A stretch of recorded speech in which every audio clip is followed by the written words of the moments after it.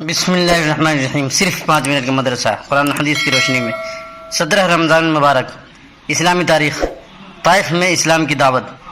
سن 10 نبوی میں ابو طالب کے انتقال کے بعد کفار مکہ نے رسول اللہ صلی اللہ علیہ وسلم کو بہت زیادہ ستانا شروع کر دیا، لہذا اہل مکہ سے مایوس ہو کر آپ صلی اللہ علیہ وسلم اس خیال سے طائف تشریف لے گئے کہ اگر طائف والوں نے اسلام قبول کر لیا تو وہاں اسلام کے پھیلنے کی بنیاد پڑ جائے گی۔ طائف میں بنو ثقیف کا خاندان سب سے بڑا تھا۔ ان کے سردار عبد یالیل، مسعود اور حبیب تھے۔ یہ تینوں بھائی تھے۔ حضور صلی اللہ علیہ وسلم نے ان تینوں کو اسلام کی دعوت دی، ان میں سے کسی نے بھی قبول نہیں کیا۔ پھر آپ صلی اللہ علیہ وسلم نے عام لوگوں کو اسلام کی دعوت دی، مگر کسی نے آپ صلی اللہ علیہ وسلم کی دعوت کو قبول نہ کیا اور کہا کہ فوراً ہمارے شہر سے نکل جاؤ۔ جب آپ صلی اللہ علیہ وسلم اپنے آزاد کردہ غلام زید بن حارثہ کے ساتھ وہاں سے واپس ہوئے تو ان لوگوں نے اوباش لڑکوں کو پیچھے لگا دیا، جنہوں نے آپ صلی اللہ علیہ وسلم کو پتھر مار مار کر زخمی کر دیا۔ کسی طرح بچ کر حضور صلی اللہ علیہ وسلم ایک انگور کے باغ میں تشریف لے گئے۔ وہاں اللہ تعالیٰ نے طائف والوں پر عذاب کے لیے فرشتہ روانہ کیے، مگر رحمت دو عالم صلی اللہ علیہ وسلم نے ان کی ہلاکت و بربادی کو گوارا نہ کیا، بلکہ ان کے حق میں ہدایت کی دعا فرما دی اور ان کے مسلمان ہونے کی امید ظاہر کی۔ اللہ کی قدرت۔ آسمان میں تارے کس نے بنائے؟ رات کے وقت آسمان میں انگنت تارے جھلملاتے ہوئے نظر آتے ہیں، جس سے آسمان بہت خوبصورت نظر آتا ہے۔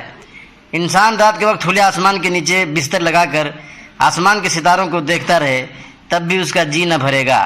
ہمیں اللہ تعالیٰ کی قدرت میں غور کرنا چاہیے کہ اس نے ان ستاروں کو کتنے اچھے نظام کے ساتھ جوڑ رکھا ہے کہ نہ تو آپس میں ٹکرا کر ختم ہوتے ہیں، نہ تو زمین پر گر کر زمین پر تباہی پھیلاتے ہیں۔ یہ اللہ تعالیٰ کا بنایا ہوا نظام ہے جس نے ہر چیز کو ٹھیک ٹھیک بنایا ہے۔ ایک فرض کے بارے میں، عورتوں پر بھی زکوٰۃ دینا فرض ہے۔ قرآن میں اللہ تعالیٰ فرماتا ہے تم عورتیں نماز کی پابندی کرتی رہو اور زکوٰۃ ادا کرتی رہو اور اللہ اور اس کے رسول کی فرما برداری کرتی رہو۔ سورہ احزاب آیت نمبر 33 میں ہے۔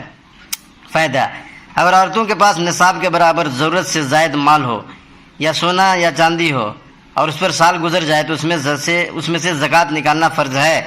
ایک سنت کے بارے میں، بیت الخلاء جانے کا سنت طریقہ: نمبر 1 سر ڈھانک کر جانا، نمبر 2 جوتا یا چپل وغیرہ پہن کر جانا، نمبر 3 دعا پڑھ کر اندر جانا، نمبر 4 پہلے بایاں پاؤں اندر رکھنا، نمبر 5 قبلہ کی طرف رخ نہ کرنا اور پیٹھ بھی نہیں کرنا، نمبر 6 بات چیت بالکل نہیں کرنا، نمبر 7 کھڑے ہو کر پیشاب پخانہ ہرگز نہ کرنا، بائیں ہاتھ سے استنجا کرنا، بائیں ہاتھ سے پیشاب لیٹرنگ جو ہے دھونا، استنجا کے بعد مٹی سے یا صابن وغیرہ سے اچھی طرح ہاتھ دھونا، دائیں پاؤں کو پہلے باہر نکالنا، نکلتے وقت باہر آنے کے بعد دعا پڑھنا۔